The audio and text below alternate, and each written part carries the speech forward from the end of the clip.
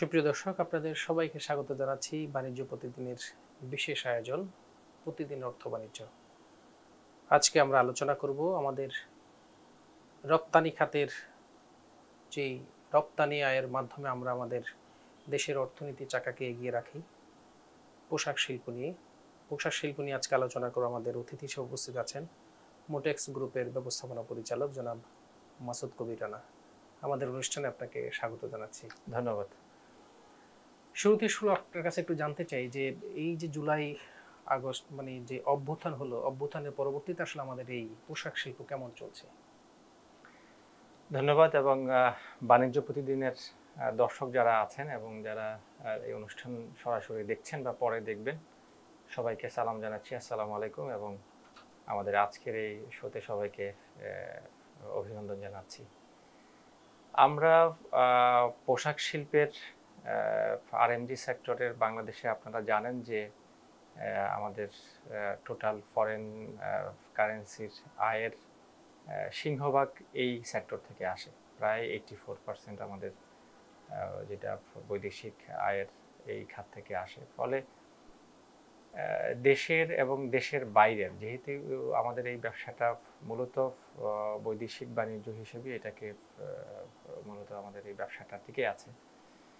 তো সেই জায়গা থেকে আসলে আমাদের আভ্যন্তরীণ রাজনীতি বা বহির্বিশ্বের রাজনীতির, সেটা অর্থনৈতিক দিক হোক বা পলিটিক্যাল ক্রাইসিস হোক, এই সকল জায়গাতে আসলে আমাদের এই ব্যবসায়িক অবস্থানটা বা আমাদের আরএমজিটা এটাতে নির্ভরশীল।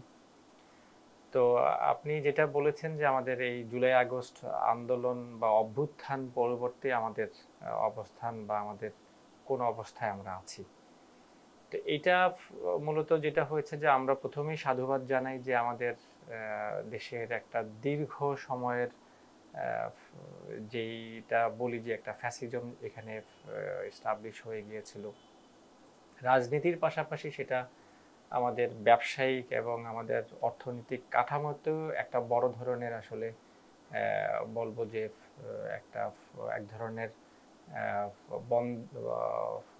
এক ধরনের বন্ধাত্ব চলছিল, বন্ধাত্ব এবং যেটাকে বলে যে অনিয়মের একটা আখড়া হিসেবে এখানে ছিল। তো সেই জায়গা থেকে আমাদের এই জুলাই অভ্যুত্থানের পরে আমাদের ব্যবসার জায়গা থেকে আমাদের অনেকগুলো পিছনের অবস্থাকে সেটাকে স্ট্রাগল করা হচ্ছে, এটা যেরকম ঠিক।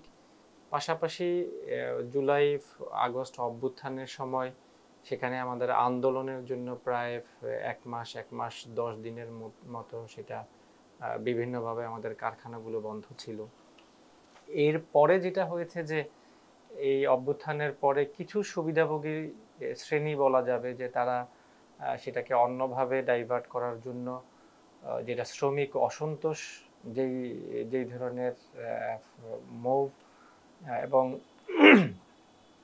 এক ধরনের সহিংসতা যেটা চালানো হয়েছিল, সেইখানেও আমাদের এই সেক্টরটা বড় ধরনের সাফারার হয়েছে।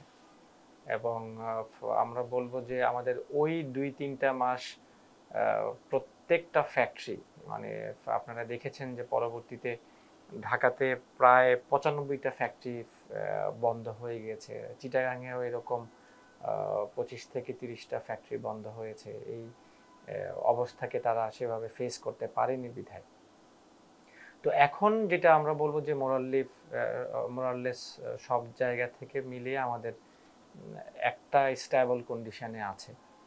এবং এইটা অন্যান্য যেই অবস্থা, বিশ্বের বাণিজ্য যুদ্ধের যেই ধরনের পরিস্থিতিগুলো আছে, সব দিক মিলায় আমরা মনে করি যে আমাদের পক্ষে এবং আরএমজির পক্ষে সামনের দিনগুলো হয়তো আমরা সকল জায়গা থেকে যদি একসাথে কাজ করা যায় তাহলে একটা বড় ধরনের ভূমিকা এবং অর্থনীতিতে বড় ধরনের একটা সাপোর্ট আমাদের সেক্টর থেকে দেওয়া সম্ভব। আপনি বলেছিলেন যেটা জুলাই অভ্যুত্থানের পরে যে দীর্ঘদিন ফ্যাক্টরির বন্ধ থাকা, শ্রমিক অসন্তোষ, সব মিলে আসলে যেই ক্ষতি আপনাদের হয়েছে, সেই ক্ষতিকে আপনাকে পুষিয়ে নেওয়ার জন্য সরকার থেকে আপনারা কি ধরনের সাপোর্ট পেয়েছেন বা আপনাদের অ্যাসোসিয়েশন আপনাদেরকে কিভাবে আপনাদের পাশে দাঁড়িয়েছে?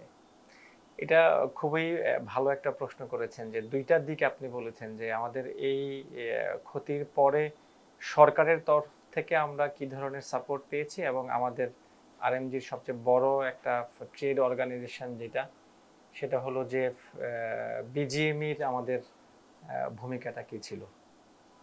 আরএমজি সেক্টরের আসলে দুইটা আহ, দুইটা দিকই বলবো, দুইটা স্টেক হোল্ডার, তাদেরই আসলে সবচেয়ে বড় ভূমিকা। এক হলো সরকার, আরেকটা হলো আমাদের বিজিএমই।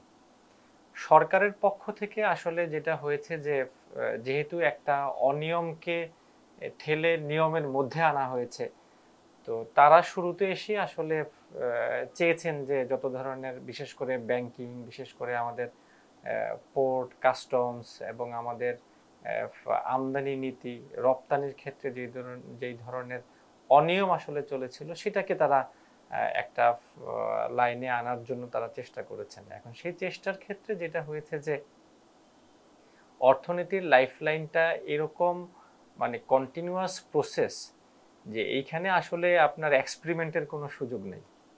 এখানে যে এক্সপেরিমেন্টগুলো গভর্নমেন্ট করতে গিয়েছে, শুরুতে এসে তারা অনেক অনেক ধরনের এক্সপেরিমেন্ট করতে গিয়ে আমদানিতে আমাদের সমস্যা হয়েছে। আমাদের এখানে ব্যাংকগুলো থেকে এলসির সহায়তা পেতে আমাদের সমস্যা হয়েছে। আমাদের আগের যারা অনিয়মিত ছিল, যারা যারা খেলাফি ছিল, সেই জায়গা থেকে তাদেরকে ধরতে গিয়ে ছোটখাটো যেই ধরনের উদ্যোক্তারা ছিলেন, তাদেরকেও সেখানে আসলে চেপে ধরা হয়েছে। ফলে যেটা হয়েছে যে আমাদের রপ্তানির একটা একটা ডিভিশন থাকে, যেটা আমাদের একটা রপ্তানি অর্ডার 90 দিন বা 120 দিনের আমরা একটা রপ্তানি অর্ডারের সময়কাল নিয়ে আমরা প্রোডাকশন করে এটা এক্সপোর্ট করি। এখন এই সময়কালের মধ্যে যদি 90 দিনের সময়ের মধ্যে যদি আমার ব্যাংকিং বা অন্যান্য প্রসিডিউরে যদি আমার সেখানে 30 দিন বা 40 দিন চলে যায়, তাহলে এই একই মালটা কিন্তু আমাকে আইদার ডিসকাউন্ট ফেস করতে হচ্ছে, অথবা ক্যান্সেল ফেস করতে হচ্ছে, অথবা এই মালটা এয়ার শিপমেন্ট করতে হচ্ছে। ফলে একটা মানে আধা রুগ্ন প্রতিষ্ঠান, সে এই সকল কারণে সে পরবর্তীতে আরো বড় রুগ্ন হয়ে যাচ্ছে। এখন প্রশ্ন আসে যে এই ক্ষেত্রে আমাদের বিজিএমের ভূমিকা কি ছিল। তো সেই জায়গা থেকেও আসলে আমাদের একই একই কথা, যে বিগত 15 বছর আমাদের বিজিএমইর প্রশাসনেও বা বিজিএমইর যারা পরিচালনা করেছেন, সেখানেও আসলে অনেকগুলো অনিয়ম আমাদের ব্যবসায়ীদের তরফ থেকে সবাই সেটা তুলে ধরেছেন, এবং বিভিন্ন ধরনের অনিয়মের বিষয়গুলো ক্ষেত্রে আমরা আমাদের জায়গা থেকেও সেটা সেভাবে কথা বলেছি। তো গত নির্বাচনে দেখা গিয়েছে যে আপনার এটা অনেকটা আমাদের জাতীয় নির্বাচনের মতো করে পুরো প্রক্রিয়াটাই আসলে অস্বচ্ছ ছিল, ভোটার থেকে শুরু করে সকল জায়গা থেকে। ফলে একটা মানে ইলেকটেড বা একটা প্রপার বিজিএমই না হওয়াতে মেম্বার্সদের সাথে একটা ভালো কানেকশন সেখানে ছিল না। ফলে মেম্বার্সদের যে প্রবলেম বা আমাদের টোটাল সেক্টরের যে প্রবলেমটা, সেটা তারা হয়তো সেভাবে রেইজ করতে পারেনি।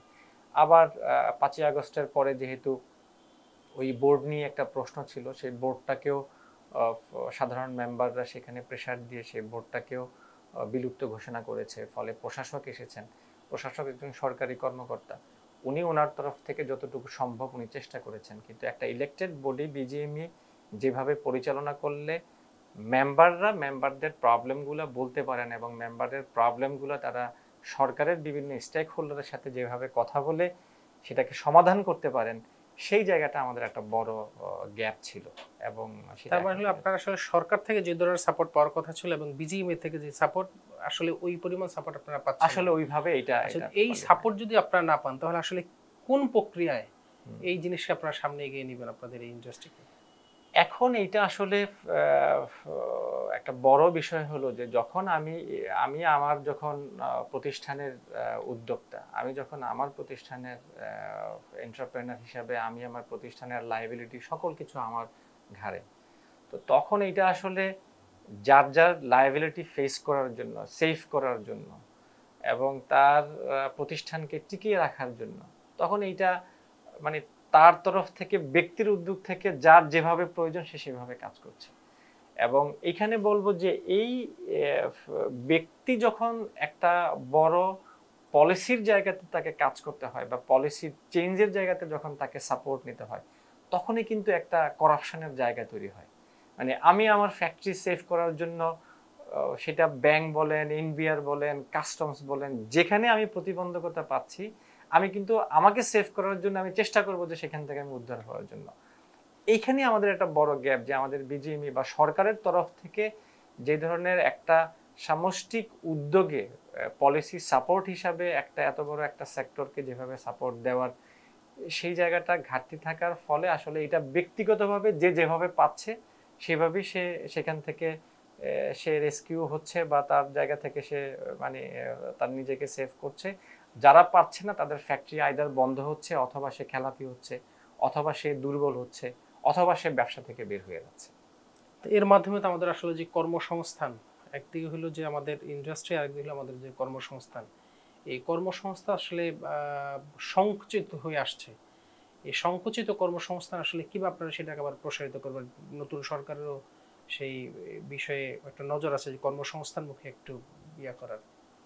আসলে এইটা প্রথমত যেটা আমাদেরকে এটা বুঝতে হবে, এবং এটাকে সরকার এবং সকল জায়গা থেকে সকল স্টেক হোল্ডারকে এটাকে রেকগনাইজ করতে হবে যে এই একটা সিঙ্গেল সেক্টর বাংলাদেশের প্রায় ৪৫ লক্ষ শ্রমিকের কর্মসংস্থানের সুযোগ সৃষ্টি করেছে।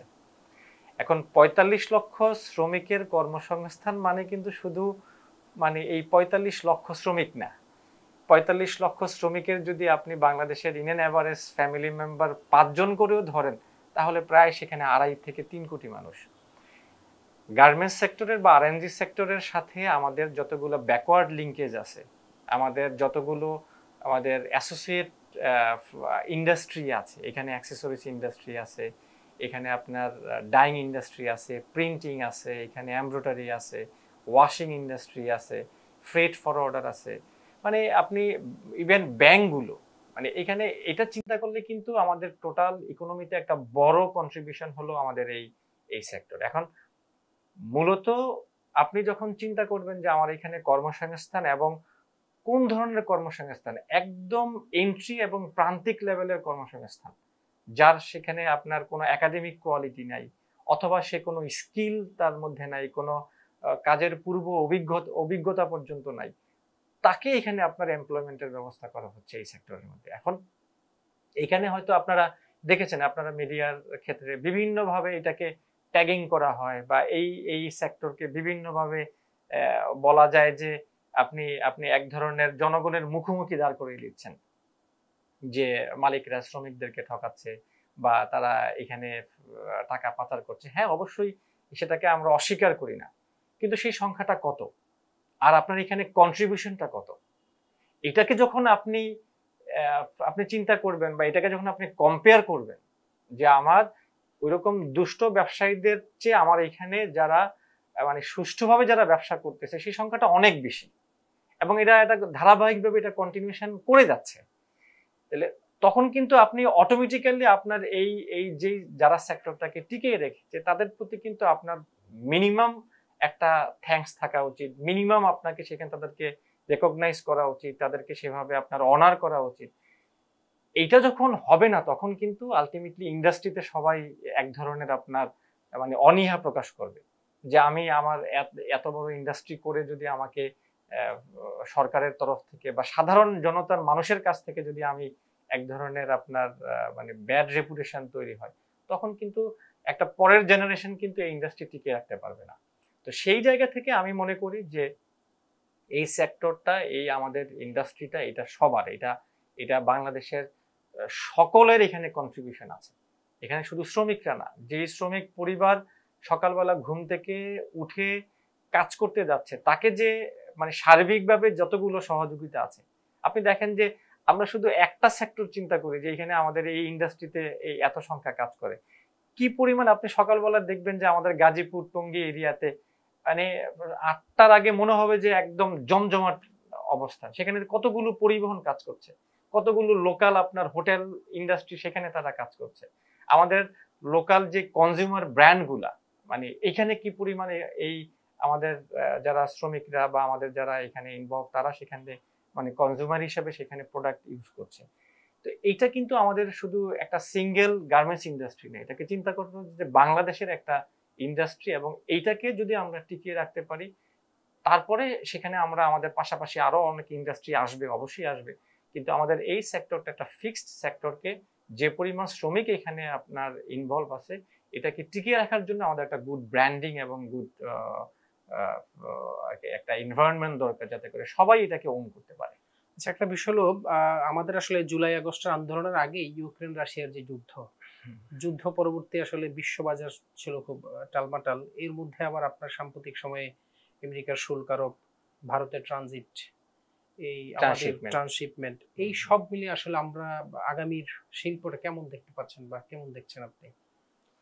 আসলে এইখানে যেটা আমি আপনাকে শুরুতেই বলেছি যে আমাদের এই ইন্ডাস্ট্রিটা এমন একটা ইন্ডাস্ট্রি, মানে এইখানে আমার মানে শুধু লোকাল ইনফ্লুয়েন্স বা লোকাল সিচুয়েশনের উপরে আমরা নির্ভর করতে পারি না। আমাদের টোটাল ইন্টারন্যাশনাল পলিটিক্স, ইন্টারন্যাশনাল সিচুয়েশনের উপরও আমাদেরকে এটা আমাদের ব্যবসার উপরে প্রভাব পড়ে। আপনি ঠিকই ধরেছেন যে ধরেন কোভিড শুরু হলো, কোভিডের মধ্যে আমাদের টোটাল প্রোডাকশনটা আমাদের এক ধরনের স্থবির হয়ে গেল। সেখান থেকে আমরা কোভিড থেকে যখন আমরা উত্তরণ হলাম, বা আমরা যেভাবে ওই সময়টাতে আমি বলবো যে সেই সময়ও বিজিএমই একটা বড় ভূমিকা পালন করেছেন। তখন তারা অনেক বায়ার তখন আমাদের শিপমেন্ট ক্যান্সেল করে দিয়েছিল, তারা পেমেন্ট আটকে দিয়েছিল, যে তাদের ওইখানে সেল খারাপ বা তারা ওইখানে সেল করতে পারছে না, এই জন্য এখান থেকে তারা আমাদের প্রোডাকশন রেডি গুডস তারা নিবে না, বা তারা এটা 6 মাস 8 মাসের ডেফার্ড করে তারা পেমেন্ট দিতে যাচ্ছে। তখন আমাদের বিজিএমই আমার খেয়াল আছে যে তখন বিজিএমই বোর্ডে আমাদের প্রেসিডেন্ট ছিলেন ডক্টর রুবানা হক। উনি তখন একটা উদ্যোগ নিলেন, খুবই মানে একটা ইফেক্টিভ উদ্যোগ আমি মনে করি, যে সে সকল বায়ারদেরকে এবং মানে বায়ার্স ফোরাম যেখানে আছে তাদের কাছে সে আমাদের এখানে যারা ফ্যাক্টরিতে আপনার যারা এরকম গুডস রেডি আছে, শিপমেন্ট করতে পারছে না বা শিপমেন্ট করেছে পেমেন্ট পাচ্ছে না, তাদেরকে উনি সরাসরি বিজিএমই থেকে ক্লেম করলেন যে তুমি কেন পেমেন্ট দিবা না, বা তুমি কেন আমার এই গুডস নিবা না। তুমি একদিকে আমাকে বলতেছো যে এই কোভিডকে ফেস করতে হবে, এটা যাতে করে স্প্রেড আউট না হয়, না ছড়িয়ে যায়, তাহলে আমার রেডি গুডস তুমি না দিলে আমার ফ্যাক্টরিগুলো কিভাবে সেভ হবে? তুমি এখানে ওয়ার্কারের রাইটস এর কথা বলতেছো, কিন্তু আমি পেমেন্ট না পেলে আমি ওয়ার্কারের রাইটস কিভাবে রাখবো? তখন এটা তাদেরকে যখন ফোর্স করা হলো, তখন তারা এই গুডস নিতে বাধ্য হয়েছেন এবং তারা পেমেন্ট করতে বাধ্য হয়েছেন। তো এই ধরনের স্ট্রাগল আমাদের সেই সময় হলো। তারপরে শুরু হলো আপনার রাশিয়া ইউক্রেন যুদ্ধ। রাশিয়া ইউক্রেন যুদ্ধ আমাদের এখানে আপনার ইউরোপের মার্কেটে এবং রাশিয়ার মার্কেটে আমাদের বড় একটা সেখানে প্রভাব পড়লো। আমাদের শিপমেন্টের জায়গাতে, আমাদের সেখানে ডিরেক্ট শিপমেন্টের ক্ষেত্রে, আমাদের পেমেন্টের ক্ষেত্রে। আপনি জানেন যে রাশিয়ার এই যুদ্ধের পরে পেমেন্ট গেটওয়ে গুলা আমেরিকা থেকে অনেক জায়গা থেকে সেটা বন্ধ করা হয়েছিল, সংকুচিত করে দেওয়া হয়েছে। ফলে এটাও আমাদের একটা বড় চ্যালেঞ্জ হয়েছে। তারপরে আপনার মধ্যপ্রাচ্যে যেটা ফিলিস্তিনের যেটা যুদ্ধ, সেখানে যখন আপনার লোহিত সাগরের এদিক থেকে যখন আপনার আমাদের এই সি শিপমেন্ট গুলো যেটা যাচ্ছিল, যেটা নর্মাল রুট ছিল, সেটা যখন এইখানে আপনার বন্ধ হয়ে গেল, তখন এখন এটা আপনার প্রায় 15 থেকে 20 দিন বা 15 থেকে 18 দিন পর্যন্ত সেটা বেশি সময় যাচ্ছে। সেখানে আমাদের শিপমেন্টের টাইমটা আমাদের ন্যারো হয়ে গিয়েছে। আমাদের এখানে জাহাজ ভাড়া যেটা, সেটা আমাদের বেড়ে গিয়েছে। এরপরে আপনার আসলো এখন যেটা হয়েছে যে আপনার আমেরিকা থেকে আপনার যেটা আমাদের শুল্ক আরোপ করেছে, এবং 3 মাস যদিও স্থগিত রেখেছে, কিন্তু এটা 3 মাস স্থগিত রাখা মানে কিন্তু আমার কিন্তু 3 মাস পরের অর্ডার কিন্তু কেউ কনফার্ম করতে পারছে না। কারণ 3 মাস পরের অর্ডার যেটা আসবে, সেটা কি আমার নতুন শুল্কের সাথে অ্যাড হবে, নাকি এটা আমি বাদ দিয়ে দেব? ফলে কাস্টমারও অরিট, সে তার এই প্রাইস কিভাবে রাখবে বা কোন প্রাইসে সে সেল করবে, আমাকে এখানে প্রোডাকশন কস্টে সে আমাকে কোন প্রাইস নেগোশিয়েট করবে, এটা কিন্তু এক ধরনের কাস্টমার এবং প্রোডাকশনের কিন্তু একটা গ্যাপ রয়ে গেছে। তারা কিন্তু একটা দোদুল্যমান অবস্থার মধ্যে আছে। এরপরে আপনার ট্রান্সশিপমেন্ট, ইন্ডিয়া যখন ট্রান্সশিপমেন্ট বন্ধ করে দিয়েছে, আমাদের এখান থেকে এয়ারের শিপমেন্ট গুলো মূলত আমাদের ইন্ডিয়া হয়ে ইউরোপ আমেরিকাতে শিপমেন্ট হলে আমাদের এয়ার ফ্রেটটা আমাদের কম হতো। তো সেই ফ্যাসিলিটি ইন্ডিয়া, এটা যদিও আমি মনে করি যে এটা ভারতের একটা ফ্যাসিলিটি ছিল, যেহেতু ভারতের বন্দর ব্যবহার করে আমাদের এখানে শিপমেন্ট গুলো যেত, তাহলে ডেফিনেটলি তাদেরও একটা অ্যাডভান্টেজ ছিল।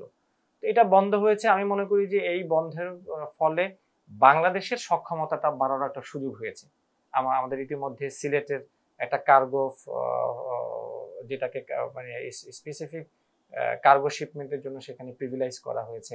চিটাগাং পোর্টকেও, এয়ারপোর্টকেও তারা আমাদের এখনকার সরকার সেটা সেভাবে উদ্যোগ নিচ্ছে যে কার্গো শিপমেন্ট গুলো চিটাগাং পোর্ট থেকেও, এয়ারপোর্ট থেকে যাতে করা যায়, ঢাকা এয়ারপোর্ট থেকে যাতে করা যায়। এই সক্ষমতা যদি বৃদ্ধি করা যায় তাহলে এগুলোতে খুব বেশি আমাদের এফেক্ট হবে না। এরপরে আমাদের বাংলাদেশ থেকে যেটা সুতা আমদানি ভারত থেকে বন্ধ করে দেয়া হয়েছে, এখানেও একটা বিজনেস বা গভর্নমেন্টের একটা ইকোনমি পলিসি হয়তো কাজ করবে যে সেখানে ভারত থেকে না আনে হয়তো সরাসরি আমরা আমেরিকা থেকে আনতে পারবো বা চায়না থেকে আনতে পারবে, অথবা আমাদের দেশে আমাদের এই স্পিনিং মিলগুলো সেখানে সক্ষমতা বৃদ্ধি করবে। তো এই সিচুয়েশন আসলে আমাদের মানে প্রতিনিয়ত এখানে ফেস করতে হয়। এবং এখানে বলে রাখি যে সবচেয়ে ভয়ানক বিষয় হলো যে যেই ফ্যাক্টরিটা আপনার শুধু আমেরিকার কাস্টমারের কাজ করত, আপনি ধরেন যে শুধু আমেরিকার কাস্টমারের কাজ করত, একটা খুবই ভালো ফ্যাক্টরি, খুবই রানিং ফ্যাক্টরি, তার কোনো প্রবলেম ছিল না, এখন কিন্তু সে প্রবলেম ফেস করবে। কারণ তার 3 মাস পরের এই শুল্ক নীতি যদি এটা মানে আবার যদি আগের পূর্বাবস্থায় ফিরে যায়, তাহলে তার কাস্টমার কিন্তু এখন কনফার্ম করছে না তাকে অর্ডার 3 মাস পরের যে অর্ডারগুলো দেওয়ার কথা সেটা কি দিবে কি দিবে না, বা সেই পেমেন্টের কাস্টমার হয়তো তাকে বলবে, নেগোশিয়েট করবে, যদি এখানে শুল্ক আরোপ হয় তাহলে সেটা তোমার উপরে দিতে হবে। তাহলে কি হচ্ছে, আমার কাস্টমার, আমাদের প্রোডাকশনের আমাদের সিএম কমে যাচ্ছে বা আমাদের ভ্যালু কমে যাচ্ছে। তাহলে ওই ফ্যাক্টরিটা কিন্তু, যেই ফ্যাক্টরিটা রানিং এত বছর দাঁড়িয়ে ছিল, সে কিন্তু এখন সিক হয়ে যাবে। এই 3 মাস পর বা 6 মাস পরে কিন্তু সে, তার জন্য একটা বড় চ্যালেঞ্জ তাকে সামনে নিতে হবে। এরকম ভাবে আসলে আমাদের এক একটা নীতির উপরে বা এক একটা দেশের বা দেশের বাইরের পরিস্থিতির উপরে কিন্তু একটা ফ্যাক্টরির অবস্থা আপ ডাউন করে। এই যে এমন পরিস্থিতি, এই পরিস্থিতি ধরেন আপনাদের ব্যাংকিং সেক্টর বা আপনাদের আমাদের যে কাস্টমস, এই জায়গা থেকে আপনারা ওই ধরনের সাপোর্ট বা আশ্বাস কোনো ধরনের কিছু পাচ্ছেন যে আগামীতে যদি এই 3 মাস পরে যদি কোনো কারণে সেটাকে শুল্ক প্রত্যাহার না করা হয়, সেক্ষেত্রে আপনাদের আর্থিক ক্ষতি বা আর্থিক সহযোগিতা সেটার দিক থেকে কি হতে পারে? আসলে এটা আমি আপনাকে বলবো, যেটা বাংলাদেশের ক্ষেত্রে যেটা হলো যে আমাদের এখানে প্রাইভেট সেক্টরটা বিগত এটা দীর্ঘ সময়, এটা আমাদের প্রাইভেট সেক্টরটা এত বড়ভাবে এক্সপ্লোর করেছে আমাদের এখানে এই উদ্যোক্তারা, সেটা এসএমই বলেন বা আমাদের এই মিড লেভেলের এবং বড় লেভেলের, এই প্রাইভেট সেক্টরটাকে টিকিয়ে রাখার জন্য আসলে আমাদের ব্যাংক এবং গভর্নমেন্টের যে স্টেক হোল্ডার গুলো আছে, আমাদের সেটা কাস্টমস বলেন, আমাদের পোর্ট বলেন, এটা যদি সমন্বিতভাবে যদি কেউ চিন্তা না করে যে এটা দেশের একটা ইন্ডাস্ট্রি, এটাকে টিকিয়ে রাখতে হবে, এইখানে আসলে অন্য কোনো অল্টারনেটিভ কোনো ওয়ে নেই। আপনাকে খুব ছোট্ট একটা উদাহরণ দেই, যে সরকারের তরফ থেকে কিন্তু বিভিন্নভাবে ইন্ডাস্ট্রিগুলোকে সাস্টেইন করার জন্য, ইন্ডাস্ট্রিগুলোকে টিকিয়ে থাকার জন্য, ইন্ডাস্ট্রিগুলো যাতে করে সিক হয়ে না পড়ে, ইন্ডাস্ট্রিগুলো যাতে করে তার কোনো প্রবলেম হলে সে যাতে করে রিবেক করতে পারে, সরকারের তরফ থেকে আমি বলবো যে এটা তারা যতটুকু সম্ভব তড়িৎ তারা সেটা সেভাবে সিদ্ধান্ত নেয়। কিন্তু সিদ্ধান্ত বাস্তবায়নের ক্ষেত্রে বা এটা আমাদের ফিল্ড লেভেল পর্যন্ত এক্সিকিউশনের ক্ষেত্রে এখানে বড় একটা গ্যাপ। আমি আপনাকে একদম ক্লিয়ার একটা এক্সাম্পল দেই, যে বাংলাদেশ ব্যাংক থেকে আপনারা আমাদের এসএমই, যেটা স্মল মিডিয়াম এন্টারপ্রেনার যারা আছে, ক্ষুদ্র এবং মাঝারি শিল্পের জন্য তারা প্রণোদনা দিচ্ছে এটা সরকারের তরফ থেকে, যে ক্ষুদ্র শিল্পগুলো যাতে করে আস্তে আস্তে সে বড় হতে পারে। এই এসএমই ফান্ডের যে ইনসেনটিভ যেটা আছে, যেটা ক্ষুদ্র এই এসএমই প্রতিষ্ঠানগুলোকে দিবে, এইটার একটা 5,000 কোটি টাকার ফান্ড বাংলাদেশ ব্যাংকে পড়ে আছে, কিন্তু এটা ডিসবার্সমেন্টের ক্ষেত্রে যে ধরনের দীর্ঘসূত্রিতা এবং যে ধরনের প্রক্রিয়া করে রাখা হয়েছে, এইটা ধরেন আপনার গত বছরের বা 2 বছর আগের আপনার এসএমইর ইনসেনটিভ এখন পর্যন্ত অ্যাপ্লাই করছে। এটা একটা। দ্বিতীয় হলো, যেটা আপনি কিছুক্ষণ আগে বলেছেন যে রাশিয়া ইউক্রেন যুদ্ধ, কোভিড, তারপরে আমাদের বাংলাদেশের রাজনৈতিক পরিস্থিতি, তারপরে আমাদের গ্যাস সাপ্লাই এবং ইলেকট্রিসিটি বিভিন্নভাবে, তারপর ডলারের রেট আপ ডাউনের ক্ষেত্রে এই ধরনের স্পেসিফিক কিছু পয়েন্ট বাংলাদেশ ব্যাংক থেকে সার্কুলার দেওয়া হলো যে এই সমস্যায় যারা জর্জরিত হয়েছেন বা এই সমস্যায় যারা ভুক্তভোগী হয়েছেন তাদেরকে বাংলাদেশ ব্যাংক একটা পলিসি সাপোর্ট দিবে, যে ওয়েদার সে এই প্রবলেমগুলোকে ফেস করার ফলে সে যেভাবে ক্ষতিগ্রস্ত হয়েছে এই ক্ষতিগ্রস্ত প্রতিষ্ঠানগুলোকে বাংলাদেশ ব্যাংকের বা তফসিলি ব্যাংকগুলোর মাধ্যমে, কমার্শিয়াল ব্যাংকগুলোর মাধ্যমে তাকে হয়তো একটু ঋণ সুবিধা, অথবা সে ঋণ নিয়েছে সে রিশিডিউলের একটু সময় বাড়িয়ে দেওয়া কিভাবে সম্ভব সেটা বাংলাদেশ ব্যাংক থেকে একটা সার্কুলার ইস্যু করা হয়েছে মার্চের 10 তারিখে, এবং বলে দেওয়া হয়েছে যে এই ধরনের ক্ষতিগ্রস্ত প্রতিষ্ঠানগুলো 30শে এপ্রিলের মধ্যে বাংলাদেশ ব্যাংকে তার তফসিলি ব্যাংকের মাধ্যমে সে আবেদন করবে তার সমস্যা জানিয়ে। আপনি আনফরচুনেটলি টিল টুডে আজকে পর্যন্ত কোনো তফসিলি ব্যাংক বাংলাদেশ ব্যাংকের ওই সার্কুলারকে আমলে নিয়ে কোনো সার্কুলার ইস্যু করেনি। আমি গত সপ্তাহে আমি আমাদের বিজিএমইতে যেয়ে গিয়ে আমি ওই চিঠি বাংলাদেশ ব্যাংকের যেটা সার্কুলার হয়েছে ওইটার উপরে আমি ব্যক্তিগতভাবে আমার প্রতিষ্ঠান এবং আরো কিছু প্রতিষ্ঠান মিলে আমরা বাংলাদেশ ব্যাংকে চিঠি দিয়েছি যে আপনাদের এই বিআরপিডির যেই সার্কুলার যেটা ইস্যু হয়েছে এটা এখন পর্যন্ত কোনো তফসিলি ব্যাংক এটার এগেইনস্টে বা এটার পক্ষে কোনো রকম আমাদেরকে কোনো চিঠি গ্রাহককে দেয়নি। তাহলে আমরা কিভাবে, আমার পক্ষে তো সম্ভব না সরাসরি বাংলাদেশ ব্যাংকে আমার এই বিআরপিডি সার্কুলারের এগেইনস্টে আবেদন করা, আমাকে যেতে হবে আমার ব্যাংকের মাধ্যমে। তাহলে 30 তারিখে আপনার লাস্ট ডেট, সেটা আজকে আপনার 26 তারিখ পর্যন্ত কোনো ব্যাংক এখানে আপনার কোনো সার্কুলার ইস্যু করেনি। এখন কি হবে, 30 তারিখের পরে গিয়ে হয়তো বাংলাদেশ ব্যাংক একটা সার্কুলার ইস্যু করবে অর্থ মন্ত্রণালয় অথবা সরকারের ঊর্ধ্বতন জায়গাতে যে আমাদের এই সমস্যায় জর্জরিত বা ক্ষতিগ্রস্ত কোনো প্রতিষ্ঠান নাই, যেহেতু কোনো আবেদন আসেনি। এখন এই যে ফ্যাক্ট, কেন তফসিলি ব্যাংক করেনি? কারণ তফসিলি ব্যাংক করতে গেলে তাহলে এটা কিন্তু তাকে স্টাডি করতে হবে, তাকে এটা নিয়ে ওই ক্ষতিগ্রস্ত প্রতিষ্ঠানগুলোকে সাপোর্ট দিতে হবে। এখন সাপোর্ট দিতে হলে তাকে তো কোনো না কোনো ভাবে তাকে এখানে স্যাক্রিফাইস করতে হবে, তাকে তার সিস্টেমে গিয়ে তাকে সেখানে ওই গ্রাহক প্রতিষ্ঠানগুলোকে উঠানোর ক্ষেত্রে তাকে এক ধরনের পলিসি মেক করতে হবে। সেই পলিসি মেকে তারা আসলে ইন্টারেস্টেড না। তো এরকম অসংখ্য ক্ষেত্র আছে যেটা সরকার চাচ্ছে কিন্তু সেটা গ্রাহক পর্যায় পর্যন্ত এই সুবিধা নেওয়ার এবং এটার মাঝখানে যে আমাদের প্রতিষ্ঠানগুলো আছে, শুধু আমি এটা ব্যাংক না, অন্যান্য সকল প্রতিষ্ঠানের ক্ষেত্রে আমাদের আপনার ট্রেড লাইসেন্স বলেন, আমাদের বছরের 2 বছরের যেটা আমাদের আপনার বন্ড লাইসেন্স রিনিউ বলেন, আমাদের প্রায় 17-18টা লাইসেন্স রিনিউ করতে হয় বছরে। তাহলে 17টা-18টা লাইসেন্স রিনিউর ক্ষেত্রে যদি আমাকে সময় দিতে হয় এবং আমাদের যে প্রসিডিউর এখানে সরকারিভাবে আমলাতান্ত্রিকভাবে যেভাবে আছে, আমি বাংলাদেশ ব্যাংকের একটা ক্ষুদ্র উদাহরণ, ছোট উদাহরণ আপনাকে দিলাম, এরকম ভাবে যদি প্রত্যেকটা জায়গাতে যদি আমাদের এখানে সার্ভিস নিতে হয় তাহলে তো অটোমেটিক্যালি আমি আমার কাজের জায়গা থেকে সার্ভিসের পিছনে বা আপনার রিনিউয়াল করতে করতে আপনার আমার বছর শেষ। এখন এই ক্ষেত্রে যে আপনারা সাংগঠনিকভাবে কি কোনো ধরনের চাপ প্রয়োগ করতে পারে না, যেটা আপনাদের বা আপনাদের বিজিএম এর মাধ্যমে যে আপনি যেগুলো 17টা লাইসেন্স আপনাকে করতে হয়, এগুলো কি সব একত্রে এক জায়গায় নিয়ে আসা সম্ভব না?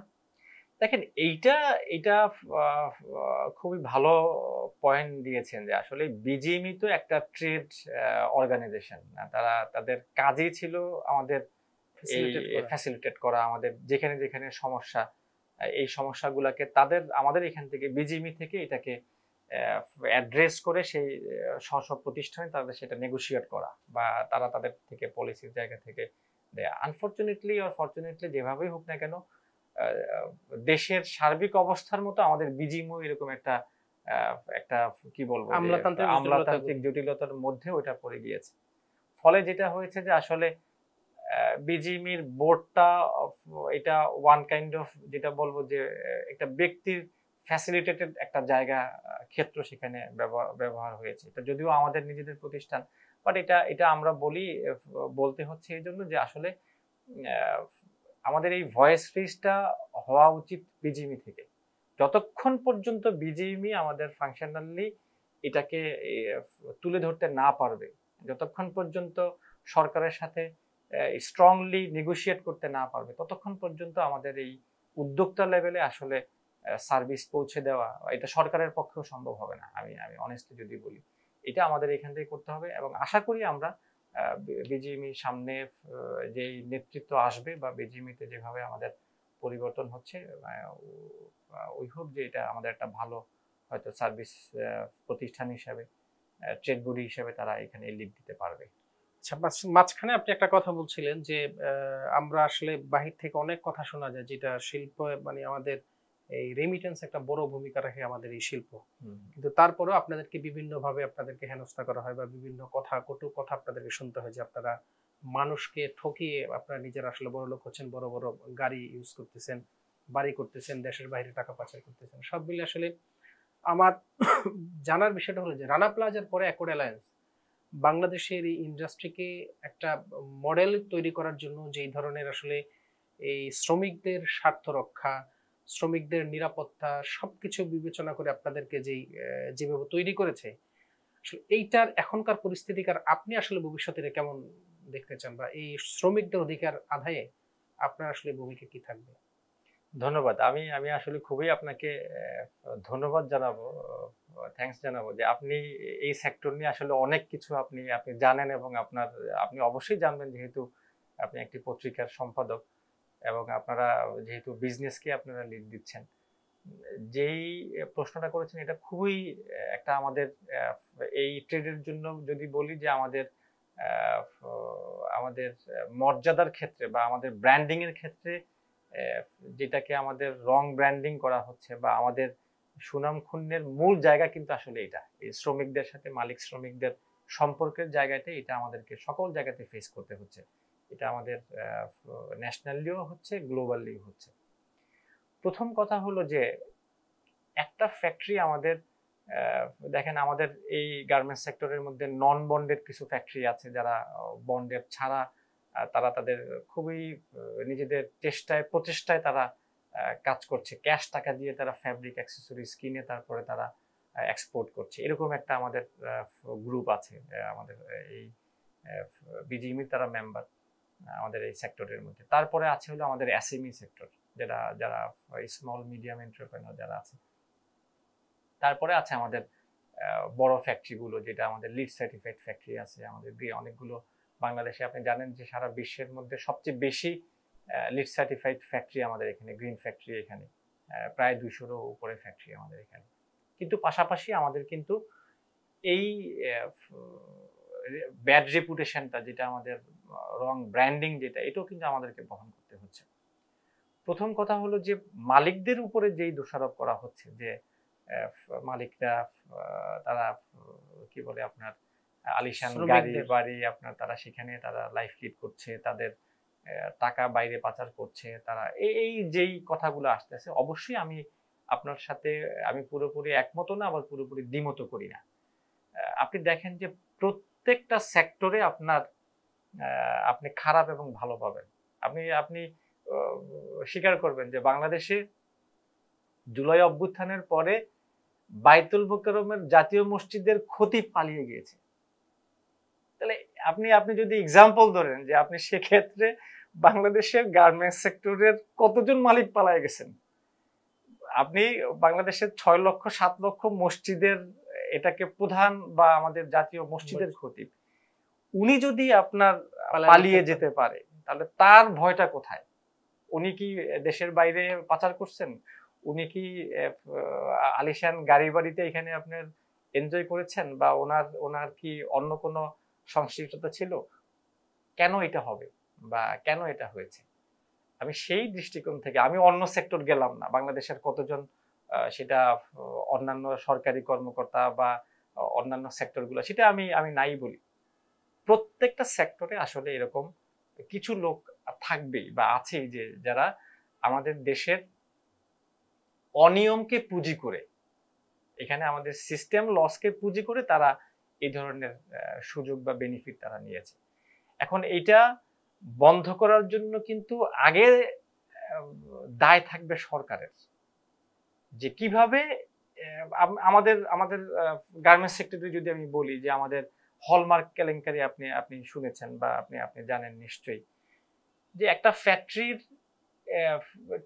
তার কোন রকম একটা শেড আছে, সেই শেড দেখে তাকে 3,500 কোটি টাকা লোন দিয়ে দিয়েছে। এরকম আরো কিছু কোম্পানি আপনি আপনি নাম জানেন, যেগুলো নামে মাত্র কোম্পানি, বিসমিল্লাহ গ্রুপ, সেখানে আপনার বিসমিল্লাহ গ্রুপ সহ এরকম আরো কিছু গ্রুপ আছে যেখানে আপনার হাজার হাজার কোটি টাকা তাদেরকে আপনার লোন লোন স্যাংশন করা হয়েছে। আপনারা ওই 2-3টা কেস স্টাডি করলেই তো সেখানে বের হয়ে যায় যে এই টাইপের কারা করেছে। তার ওই ইন্ডাস্ট্রি, তারা যে প্রজেক্ট লোন নিয়েছে, বিএমআরআই করেছে, সেখান থেকে তারা কত বছরে প্রোডাকশনে গিয়েছে, কত বছরে তারা এক্সপোর্ট করেছে, তার এক্সপোর্ট রেঞ্জ কি ছিল, সে যেই প্রাইসে কাজ করেছে সেই প্রাইস কি আমাদের মার্কেট প্রাইসে, সে যদি শার্ট করে থাকে ওই শার্টের যেই এফওবি ভ্যালু ছিল সেটা কি ঠিক ছিল কিনা, সে যে ইম্পোর্ট করেছে সেই ইম্পোর্টের সাথে তার প্রোডাক্টের সাথে মিল আছে কিনা, এগুলো কিন্তু এখন খুবই সহজ ধরে নেওয়ার জন্য বা বের করার জন্য। সেই জায়গাটাতে কিন্তু কেউ আসলে অ্যাড্রেস করেনি। আমি বলবো যে আপনারা, সাংবাদিকদেরকে আমি ওয়েলকাম জানাবো, আপনারা 7টা 7:30টার সময় আপনারা এই ঢাকার রাস্তাগুলো আপনারা দেখবেন, উত্তরা, গাজীপুর এবং টঙ্গীমুখী যেই গাড়িগুলোর কথা বলছেন, আপনি দেখবেন যে সেখানে 70-80% গাড়ির বহর তারা সবাই এই 7টা 7:30টার সময় ঢাকা থেকে স্টার্ট করে তারা ফ্যাক্টরিতে যায় প্রতিদিন। সেখানে তার ফ্যাক্টরিতে 100 এমপ্লয়ি হোক, 5,000 10,000, বাংলাদেশে আমাদের এমনও ফ্যাক্টরি আছে যাদের প্রায় 35,000 এমপ্লয়ি তাদের আছে। প্রত্যেকটা মালিক কিন্তু সকালবেলা এই ঘুম থেকে উঠে তার ফ্যাক্টরির গেটে সে 8টার সময় থাকে। আদারওয়াইজ এই বিজনেস হলো টিকিয়ে রাখা সম্ভব না। তার মানে তার বিজনেস টিকিয়ে রাখার জন্য তার সাথে শ্রমিকের সাথে মালিকের কিন্তু সম্পর্ক কিন্তু আমাদের আছে। এটা না হইলে, আমার মালিক শ্রমিক যদি আমাদের মধ্যে একটা ভালো সম্পর্ক না থাকতো, তাহলে আমরা এই প্রতিষ্ঠানকে বা আমরা এই ইন্ডাস্ট্রিকে তো এই পর্যায়ে আমরা আনতে পারতাম না। আপনি দেখেন যে এই জুলাই আগস্টের পরেও আমাদের এক্সপোর্টের গ্রোথ কত ভালো। সম্পর্ক যদি ভালো হয় তাহলে এই কথাগুলো কেন ওঠে যে মালিক শ্রমিক, মালিকদের মানে শ্রমিকদেরকে আসলে চুষে খেয়ে আপনারা আসলে বড় হচ্ছেন, বা এই কথা? না, এইটা আমি ওই যে বললাম যে সেখানে আমাদের তো সার্টেন গ্রুপ সেখানে আছে এবং সেই জায়গাটা থেকে অনেকগুলো কারণ হতে পারে।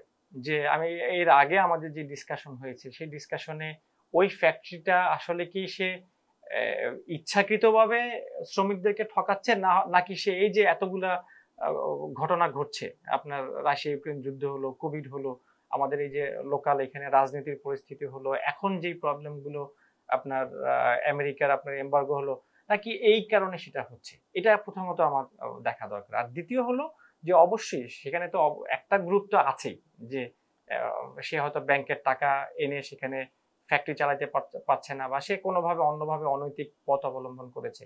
সেটা আমি বলবো যে এটা অবশ্যই সরকারের তরফ থেকে দেখা। আরেকটা ইম্পর্টেন্ট যেটা আপনি বলেছেন যে রানা প্লাজা এই ঘটনা ঘটার পরে আপনার অনেকগুলো অ্যাকর্ড, অ্যালায়েন্স, তারপরে আমাদের অ্যাকর্ড থেকে এখন আপনার আরএসসি যেটা হয়েছে, দেখেন এরকমও আমাদের প্রায়, যেটা বলেছি যে আমাদের প্রায় 16-17টা যেটা আমাদের লাইসেন্স প্রতি বছর রিনিউ করতে হয়, আবার এরকম আমাদের 10-12টা কমপ্লায়েন্স আমাদেরকে প্রতি বছর মিট করতে হয়।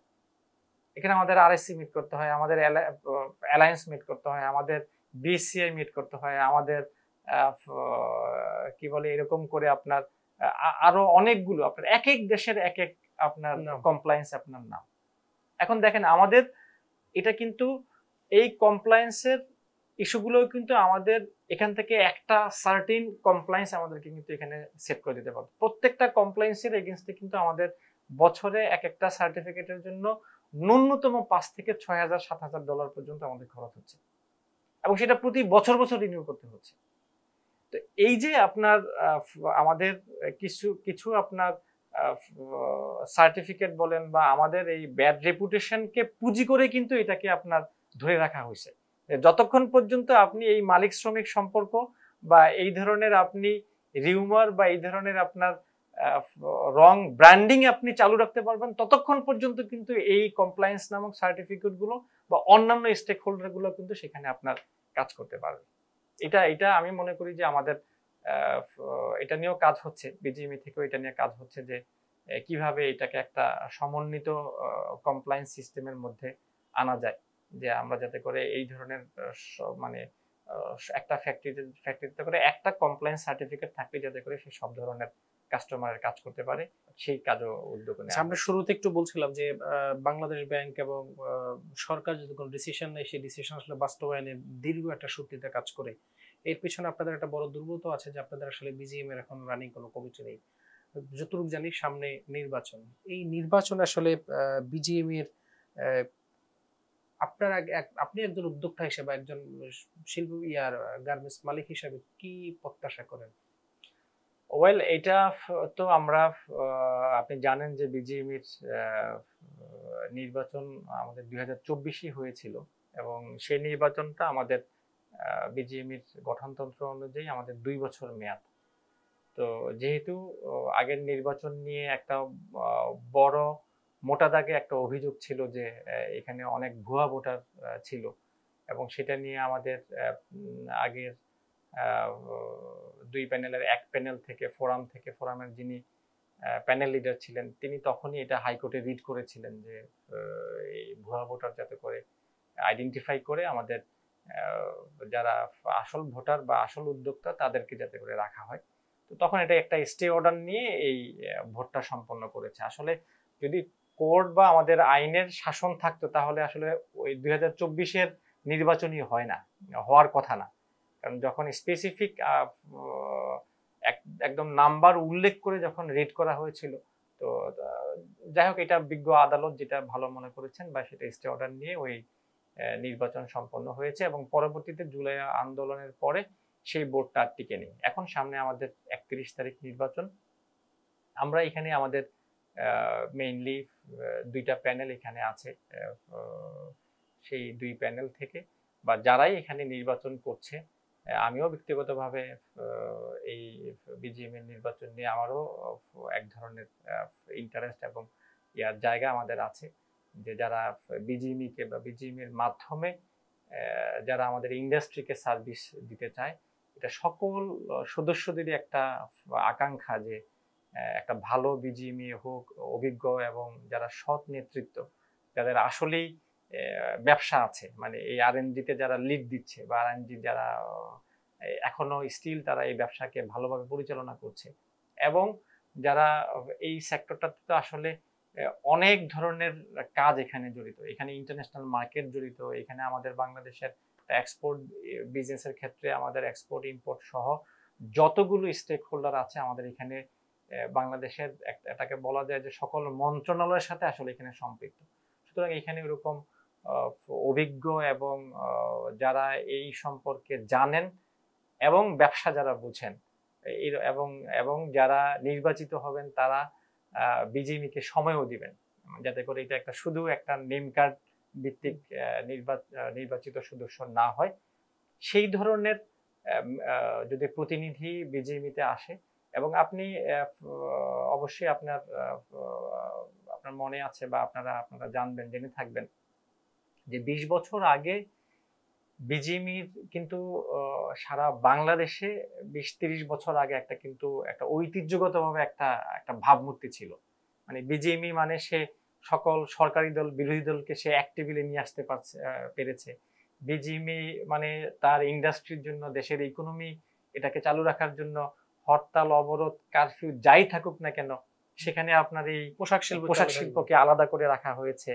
তারপরে আপনার গভর্নমেন্টের যতগুলো আমাদের আপনার এই ইকোনমি রিলেটেড যতগুলো সেক্টর ছিল, মন্ত্রণালয় ছিল, তারা যে কোনো উদ্যোগ নেওয়ার ক্ষেত্রে বিজিএমইকে তারা অ্যালাইন করে নিত। কোনো ফরেন ইনভেস্টরের ক্ষেত্রে তারা সেখানে সাপোর্ট দিত। আমাদের যে দেশের বাইরে আমাদের দেশের যে রাষ্ট্রদূতরা থাকতেন বা সেখানে আমাদের দেশের বাইরে যে প্রতিনিধিত্ব করতেন, তাদের মাধ্যমে বিভিন্নভাবে কাস্টমারদেরকে সেখানে প্রেজেন্টেশনের মাধ্যমে বিজিএমই সেখানে আমাদের দেশের এই তৈরি পোশাককে তুলে ধরতেন।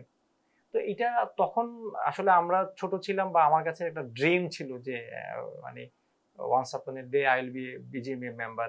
তো সেই জায়গাটা আসলে এখন এটা বলা যায় যে আমাদের সেই ভাবমূর্তির একটা সংকটের মধ্যে বিজিএমই আছে। তো আমরা বা আমি একজন বিজিএমির সদস্য হিসাবে আমারও প্রত্যাশা যে বিজিএমই এটা এত বড় একটা ইন্ডাস্ট্রি, এত বিশাল সংখ্যক মানুষের প্রতিনিধিত্ব করছে, এখানে মালিক শ্রমিক সবাইকে প্রতিনিধিত্ব করছে, দেশের অর্থনীতিতে প্রতিনিধিত্ব করছে, তাদের যাতে করে এই প্রতিষ্ঠানটা একটা মর্যাদার এবং ভাবমূর্তির জায়গায় তারা যাতে করে উজ্জ্বল একটা জায়গা থাকতে পারে। এবং এখানে আমি আপনাদেরকেও রিকোয়েস্ট করব যে মিডিয়াও যাতে করে এই জায়গাটাতে কনসিডার করে অন্তত এই সেক্টরটাকে সেভাবে রাখে। সুতরাং বিজিএমইর আমাদের আপনার কথাবার্তায় মনে হচ্ছে যে আপনি কি নির্বাচনে প্রতিদ্বন্দ্বিতা করবেন এরকম কোনো চিন্তা ভাবনা কি করতেছেন? আমি আমি আমি আমার দল ফোরাম থেকে আমি যদিও নমিনেশন পেপার সাবমিট করা হয়েছে, বাট আমাদের ফাইনালি এটা প্রসিডিউর পর্যায়ে আছে।